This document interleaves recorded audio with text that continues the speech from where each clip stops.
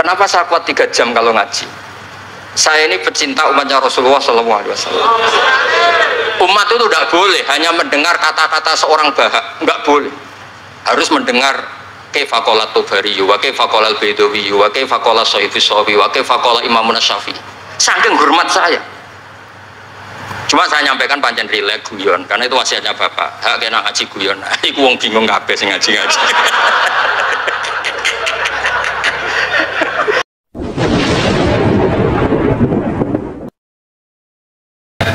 Assalamualaikum warahmatullahi wabarakatuh. Bismillahirrahmanirrahim. Alhamdulillahirabbil alamin. Wassalatu wassalamu ala asyrofil mursalin sayyidina Maulana Muhammadin wa ala alihi washabihi ajmain. Amma ba'du. Sederenge kula takdim teng para sing rawuh. Dongaaken Sayyid Muhammad ikhlas, muridé mau cerita sangu mbek rabi. Istungano Sayyid Muhammad legowo di murid sing cerita rabi mbek sangu mbek nyindir Gus Raub. Ingkang kula hormati wonten Gus Raub, wonten Habib Husain, Habib Syekh Abud, wonten Habib Soleh Al-Kafs dan ingkang kula hormati. Kula berpikir begini ya. Kula ikrar ya. Kula tak sering bahasa Indonesia mawon.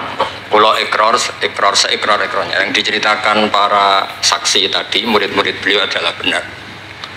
Sebab itu kula ikut bersaksi yang membela jenengan sehingga menangi Sayyid Muhammad ya ora duwe wajah ganteng kok Sayyid Muhammad. Tapi banggalah nanti mau jenengan mlebu swarga dimodifikasi pun ganteng kowe. Oke, wonten cerita ngeten Habib Husain, wonten orang tanya, Gus kenapa Nabi itu kok ganteng, wali kok ganteng? Sing jawab ya lucu. Kok Nabi mesti mlebu swarga, dadi mrubahe ra akeh-akeh. Dadi mulane sing rapati ganteng kudu ngibadahe sing tenanan karena mlebono swarga wong ra ganteng butuh ekstra salon malaikat. Niku. Begini Pak Hasan, ini tonggo kula sering ngaji teng Bojonegoro, terus piyambake nggih sakjane ra di rival kalian kula. Begini Pak Hasan, tadi kata Mas Lutfi itu pengganti dari nama sinten Syihab. Itu begini, ada cerita dan ini semua yang tidak menangis Sayyid Muhammad kedah senang karena hadhil millah atau hadatin ini milik yang menyaksikan Rasulullah SAW juga yang tidak menyaksikan. Ini pokoknya kalau bela mayoritas, secara pemilu mesti menang kula karena ini mayoritas. Rasulullah itu begitu mencintai dan begitu rindu sama ikhwani. Mereka kata sahabat, saya ini ikhwanu kayak Rasulullah. Enggak, antum ashabi, kamu itu sahabat saya. Ikhwani adalah man amanabi walam yaroni. Mereka iman sama saya padahal tidak ngerti. Itu hebat luar biasa. Wong tidak ngerti kok iman. Wong ora tau disangoni Sayyid Muhammad kok seneng. Itu hebat. Lah sing biasa disangoni untuk bojo kan seneng wajar. Nggih setuju nggih? Mboten niki kan argumentasi ilmiah. Saya ini ini seksine Gus Rob. Saya ini diantara muridnya Mbah Mun yang kompetitor ilmiahnya baik, termasuk kategori A. Kategori A. Masalah ilmiah loh. Nah, masalah ubudiyah kalau biasa. Tapi biasa saya itu berkah. Nabi itu nggak pernah negur orang yang ibadahnya biasa-biasa saja. Yang ditegur adalah yang ibadahnya berlebihan. Itu Abdullah bin Amr bin As. Ngerti sampai? Yang ditegur sama yang nggak ditegur itu baik mana? Yang nggak ditegur. Nabi itu tidak pernah negur orang yang ngimami pakai kulhu, tapi pakai Baqarah ditegur. Soalnya kalau lagi partai kaum duafa nih, ini suara sadil bonati, tapi ini hak nih. Sehingga dalam banyak cerita dan ini disepakati banyak ulama. Uwais Al-Qarni itu lam yaltaki Rasulullah SAW walam yarohu. Hampir semua riwayat bilang Uwais Al-Qarni itu tidak melihat Rasulullah. Beliau itu sering nangis karena tetangga-tetangganya sudah sowan Rasulullah dan tentu mereka menjadi sahabat karena sudah sowan. Tapi Uwais Al-Qarni di ibu mokongnya ra karuan. Ditinggal lu ra gelem, mokong cerewet ngamukan. Njuk nglayani Uwais Al-Qarni. Uwais Al-Qarni itu lebih berpegangan konstitusi bahwa birrul walidain terutama ibu itu amru Rasulillah. Ummuka. Tapi apa yang terjadi? Uwais Al-Qarni yang tidak pernah sowan Rasulullah digelari khairul qurun Uwais Al-Qarni karena taat ning gone mandate Rasulullah nggih niku khidmah kalian enten ibuke. Padahal boten di zamannya beliau sebetulnya menangi zaman Rasulullah, enggak sowan. Maksud kula Pak Hasan, dadi sing ora roh-roh ya aja terus sampean ngrasa luwih tinggi. Nggih biasa mawon, kabeh iku sementing ikhlas ridane Allah Subhanahu wa taala. Nah niki terus mboten iki masalah konstitusi, soal masalah Al-Kutub Al-Mu'allafah. Saya ini tadi kata Gus Raum, saya itu orang mungkin yang tidak mulazim ke Sayyid Muhammad, tapi kata tadi Mas Lutfi, kalau sanad ke Sayyid Alawi saya tentu lewat Mbah Mun. Mbah Mun itu teman akrabnya bapak saya. Dulu ketika beliau mondok di Mekah itu yang nganter mbah kandung saya, namanya Mbah Sidik. Jadi keluarga saya ya pokoknya muamalah terus musohabah semuanya sama keluarganya Gus Raum itu minal ajdan. Ya sampai kadang beda pilihan presiden, tapi tetap rukun. Karena nganggep itu urusan akidah, ini biasa mawon apa? Biasa. Begini, niki rungokno tenan. Saya entah berapa kali sampai lupa nyetak kitab, tapi bukan nyetak komersial. Saya lagi bukan komersial, jadi ini nggak perlu menyinggung siapapun, nggak komersial. Al-Hajju Fadha'il wa Ahkam itu saya nyetak entah berapa kali. Dan semua yang saya kasih Gus Rob itu mesti terus minta dibacakan. Kenapa? Karena semua fikih di Indonesia itu pasti bilang ar-ramyu itu ba'das zawal. Semua takrib mu'in i'ana semuanya pasti ar-ramyu itu ba'das zawal. Kunna natahayyanu fa idza zalati syamsu romaina. Kita ini nunggu zawalu syamsi baru romaina. Ki ramyu yaumil hadi asyar. Ketika ada peristiwa mu'assim terowongan Mina, karena jutaan orang ke titik yang sama di jam yang sama. Sama lagi jutaan orang ke titik yang sama di jam yang akhirnya Sayyid Muhammad memberanikan diri fatwa secara terbuka bahwa boleh Romyo keblas zawal. Mereka mesti komplain, iki kitab apa? Sampai komplain, saya bilang ini yang ngarang putune Kanjeng Nabi. Kabeh bantah. Tak didono takbir dan beliau cara ngendikan masuk akal. Ya ini sing sering haji napa mari sakniki haji yo wonten sing bisnis bareng wae sing haji lah niki cerita. Sing haji, sing bisnis sing haji tenan pokoke haji. Sebetulnya dalam Romyu itu kan boleh nafar awal, berarti selesai tanggal 12, bisa nafar sani sampai tanggal 13. Terus kata Sayyid Muhammad, jika bisa iskotur Romyu yauma salisa asar, ya, bil kulliyah, bisa menggugurkan Romyu tanggal 13 bil kulliyah. Fali ayya juzat takdim min babi aula, apalagi ini sekedar takdimul waktu. Dan beliau bilang di kitab Al-Hajju Fadha'il wa Ahkam, dan tidak yusamma mukhalafatan. Kenapa ada mukhalafah? Itla ilzama fihi bitasrah, karena Rasulullah tidak mengendikan bahwa ini harus begini. Itu hanya fi'lu. Fi'lu bisa ya dulu alal jawaz, bisa alal aulawiyah, nggak ada jaminan kalau itu syarat apa? Sah. Terus akhirnya orang tuh ayam semua, tenang semua. Berdasar fatwa Sayyid Muhammad yang kita sosialisasikan. Saya baca itu berkali-kali. Jadi saya cerita, jadi ini benar-benar cerita naskahnya Sayyid Muhammad. Orang cerita sanggup. Terus kedua, tawaful haid. Saya sering ketemu orang-orang yang nekuni medis. Gus, kalau kita pakai obat itu kadang masalah, ada efek samping gini-gini. Padahal kalau kita nunggu suci kayak cerita Sayyidah Aisyah, Rasulullah itu pimpinan. Mereka pasti ikhlas disuruh nunggu Sayyidah Aisyah sampai suci kemudian tawaf ifadah. Tapi ini kan kita orang kebanyakan. Hotelnya kalau lama-lama ya kita tidak kuat bayar, kena komplain. Pesawatnya juga gitu, kalau lama-lama juga kena komplain, tidak bisa pulang kan. Dan itu kata Sayyid Muhammad sederhana ketika beliau menyarankan tawaful haid itu intikal madhab saja, atau tidak usah intikal. Kalau mendekati waktunya habis langsung tawaf, tapi nunggu waktunya mepet, karena dengan mepet berarti statusnya darurat, tapi statusnya darurat. Terus kata beliau dengan entengnya ngendikan di mana-mana yang namanya wajib atau syarat sah itu ya ma'al kudroh. Ini tidak kudroh berarti syarat itu hilang. Di mana-mana syarat menjadi syarat ya kalau kudroh. Ini tidak kudroh ya berarti syarat itu hilang. Sehingga terus kita nyaman tawaful haid. Itu di kitab Al-Hajju Fadha'il Ahkam. Bisa dicek bahasan halaman 115 itu. Ini bukan cerita Malaysia, cerita tek. Jadi buat ini serius. Karena tadi kan orang-orang bisa guyon cerita nikah, berarti Anda tukang nikah. Nah kalau sekarang guyon karena ilmu, berarti Anda mubarak betul. Cerita nikah iso guyu, cerita ilmu iso guyu, berarti waras sampean. Ternyata bisa senang dengan ilmu, bisa senang. Ya relax saja.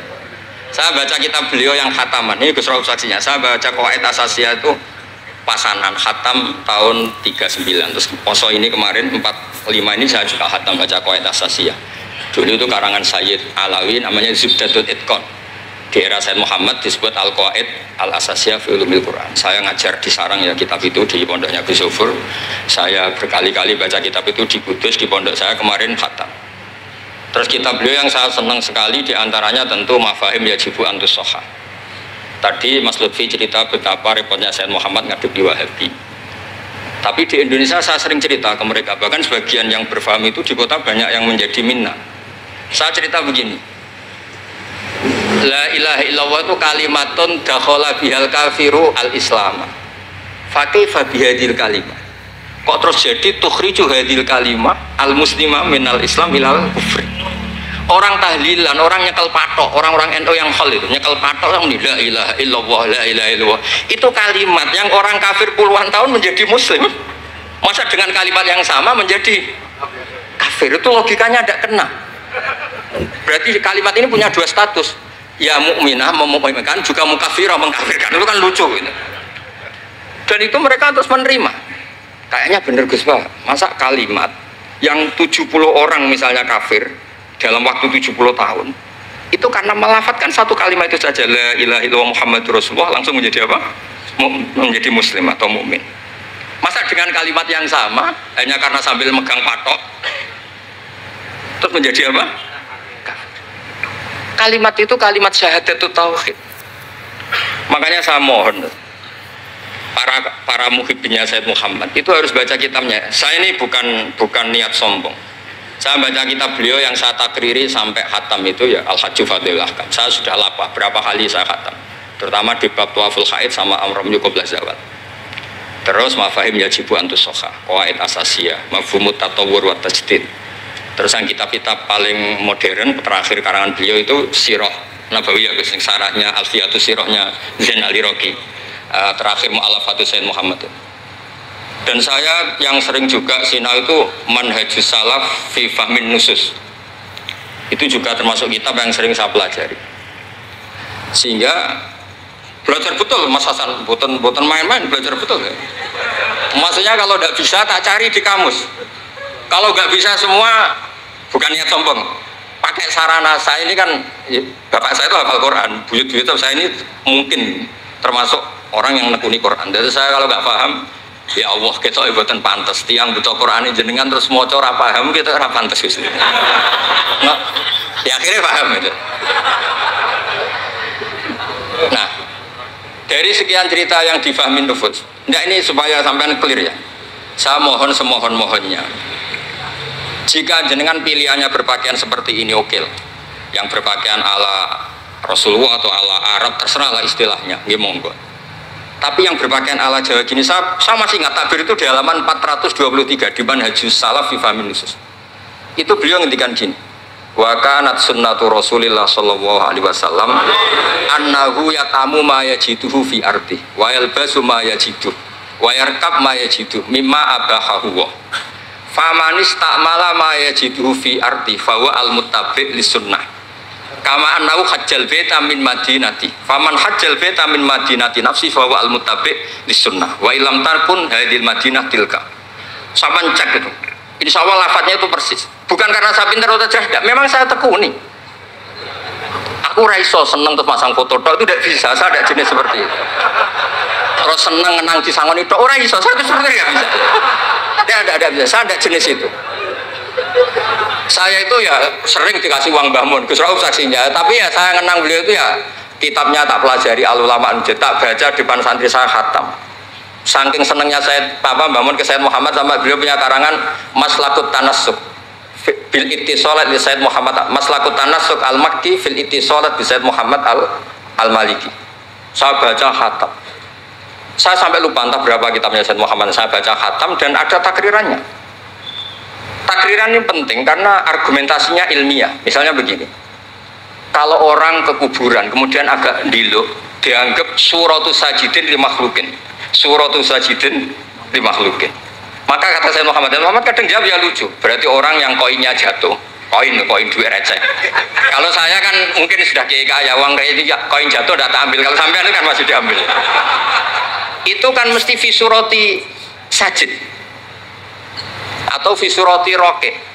Lah kalau itu dianggap murtad, semua orang yang ngambil HP-nya jatuh itu semuanya murtad karena ada suratus sujud li makhlukin, apalagi ini makhluknya koin. Nah ini bukan guyon, ini data ya. Maksudnya tak baca di sini karena memang saya profesional. Kalau tapi jangan ngutang saya, yang berang ngutang saya Gus Robi itu pun sekali ini dok perjanjian. Saya ini punya buyut-buyut Habib Husain Babut. Buyut-buyut saya itu tukang uzlah. Jadi saya termasuk kiai yang nggak suka diundang. Paling saya hanya ke Pasuruan karena Kiai Hamid Pasuruan itu sepupunya mbak saya. Ke Gus Rob karena putranya guru saya. Pernah diundang Gus Kafabi karena agak-agak dipaksa. Mbah Mun itu ngaji di Pak Karim, berarti jenengan cucu murid. Waduh, kok pakai ancaman ini? Wah ya sudahlah, saya nurut tuh. Saya nurut, tapi saya bilang begini, saya ini punya pondok Quran, sering deres Quran. Tadi kata Gus Rauf sering deres Quran, sering nyemak Quran. Ya monggo kalau berani menanggung hisab itu. Akhirnya terus mun sekali aja, karena resiko juga kan mengganggu orang yang deres itu. Buatan ini buatan ancaman, buatan cerita maupun buatan saya biasa. Nah ini saya baca beberapa teks yang supaya jenengan ngerti. Ketika saya Muhammad mencintai Imam Malik itu beliau sampai punya karangan Imam Mudairil Hijrah Malik bin Sabri, sekian cerita betapa saya Muhammad itu mencintai Imam Malik. Makanya beliau dengan gelar Al-Maliki. Beliau karuan Al-Hasani tapi beliau menyisipkan gelar apa? Al-Maliki. Kenapa? Saya cerita sekian mazhayanya Imam Malik. Imam Malik itu tidak berpendapat kalau ba'da sholatil asri masuk masjid itu disunatkan sholat. Karena bagaimanapun itu waktu ba'dal asri, meskipun ada sebab mukorin yaitu masuk masjid. Tapi beliau ada anak kecil, di sini ada tabirnya, ada anak kecil bilang, ya Syekh kum farkah. Kamu ini sudah Syekh, sudah kiai, masuk masjid dan sholat tahiyatul masjid, kum farkah. Beliau tidak debat, langsung sholat. Ketika ditanya, innahu laisa bimadzhabik, itu tidak madzhab engkau ya Malik. Inni khosyitu an akuna minal ladzina idza qila lahum ruk'u la yarka'u. Kayak apa? Maksudnya Mas Hasan, kalau seneng Imam Malik, yang ngarang Imam Malik. Kalau seneng Sayyid Muhammad, ya baca kitabnya. Selain cerita dinikahkan dan cerita dikasih uang. Buat ini ganjarannya kata kula gojlok. Mergi dadi jenengan seneng, jenengan ngomong itu kan ganjaran.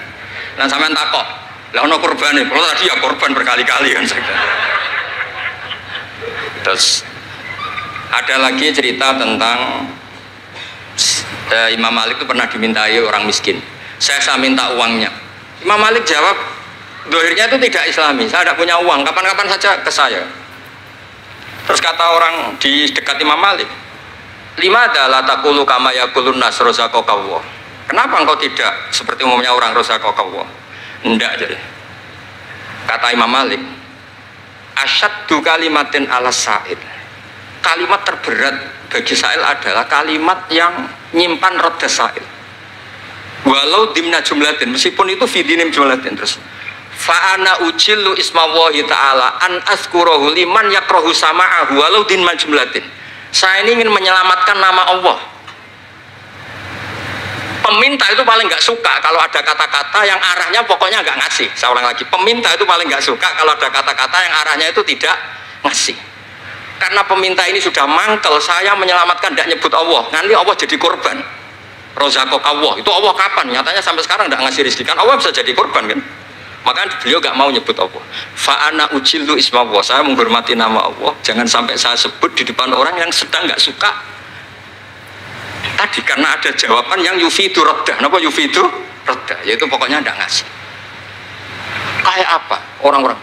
Saya ulang lagi, jadi ini saya termasuk, insya Allah termasuk kompetitor terbaik, termasuk. Bukan apa ya, karena menurut saya seneng orang itu. Saya baca Ikhya itu lupa. khatam berapa kali itu saya takriri pakai naskah Gus Ro punya, saya naskah maknanya Mbah Zubair saya punya, ngaji Mbah Mun. Kalau nggak bisa masih pakai kitab Ithaf. Kalau naskahnya beda saya cari naskah yang lain. Karena saya senang Ihya, Minhajul Abidin, pokoknya kitab-kitabnya Imam Ghazali. Saya senang kitabnya Mbah Mun, Mbah Zubair, semua. Bukan apa, takut saya senang ternyata saya yukhalifu madhab. Saya sebagai pembaca maksudnya ya. Korek itu kalau senang ternyata dia yukhalifu madhab karena ada baca. Contoh gampang begini, saya tuh sering ketemu orang-orang khusyuk yang tidak ngaji. Gus itu gimana orang-orang sholat pakai baju merah? Tak tunjukkan di Bukhari, babus sholat fi saubil ahmar. Ada yang protes lagi, gimana Gus itu kiai kok sholat kencing berdiri? Babul kauli qaiman inda subadati qaumin di Bukhari itu. Gus, kok ada hadisnya semua? Yang masalah otak kamu kata saya gitu. Lu sampai sholat, sampai kalau sholat kan mikir, ya mikir utang, mikir macam-macam. Itu Imam Bukhari punya bab, babul ifkar, tafsirnya apa? Imam Bukhari pakai bab itu babul ifkar di sholat, bab mikir di sholat. Itu dalilnya lucu bebusan. Kanjeng Nabi itu sholat terus salam ke susu. Ditanya kenapa ke susu? Saya ingat ada dinar di rumah yang belum saya bagi. Berarti ingatnya kan pas sholat. Sampai ya bedanya Nabi ilingnya barang apik sama nuran, tapi kan podo lah jalan bab. Jadi kalau suwon kitab-kitab Sayyid Muhammad yang jadi makhrajan hasanan lihadil ummah itu harus kita bela mati-matian. Misalnya begini, Ataqah Somadiyah, mungkin di Jawa Timur disebut Ataqah Kubra, yang baca kulhu beberapa kali, yang katanya bapaknya terus masuk surga itu kan kalau di kampung saya Gus, kalau ada baca gitu yang selain anaknya tak udah kamu udah usah serius ramlah di bapak, anaknya tenang-tenang. Pernah ada orang ngundang saya, Gus ngocok Ataqah Kubra Gus, anaknya mau nggak mangkon, monggo pinara, saya pulang. Kenapa Gus pulang? Karena anaknya mau cowok liya bukan mau cowok sembrono ya. Sing ana ning hadis awaladin sholihin yatullah, ra ono auqiyain sholihin yatullah ya. Langsung Gus jenengan ngawur iki dalil. Aku ora ngawur, pancen Nabi wong alim, mesti roh tenan. Sing ana ning hadis awaladin sholeh, ora auqiyain sholeh. Jadi anak itu penting, malah monggak manggon tok berokokan. Monggo. Semenjak itu kalau orang undang saya enggak berani kalau enggak khusyuk ngoco. Takut saya pulang. Lah misalnya yang undang Mbak nyangoni saya, sugih saya, kan mboten ngefek no, teror itu mboten ngefek. Jadi ini penting, meskipun guyon, ilmu itu didudukkan. Sayyid Muhammad ngendikan, hadis-hadis tentang jumlah kul huwallahu ahad semuanya itu dhaif. Saya pernah ngaji itu di Kudus cerita gini, alhamdulillah kok dhaif. Hadis tentang jumlah la ilaha illallah yang banyak, alhamdulillah juga dhaif. Karena kalau itu syarat sahnya harus banyak, berarti begini. Mangkola la ilaha illallah mi'ata marrah lagi dakhalal jannah. Berhubung nggak ada jumlah mi'ata marrah, satu pun sudah dakhalal jannah. Kul wahad juga sama, di riwayat Bukhari jelas. Ada orang kalau imami baca kulhu ditanya, kenapa engkau baca kulhu? Li annaha sifatur rahman, fa ana uhibbu an aqra'a biha. Kata Nabi apa?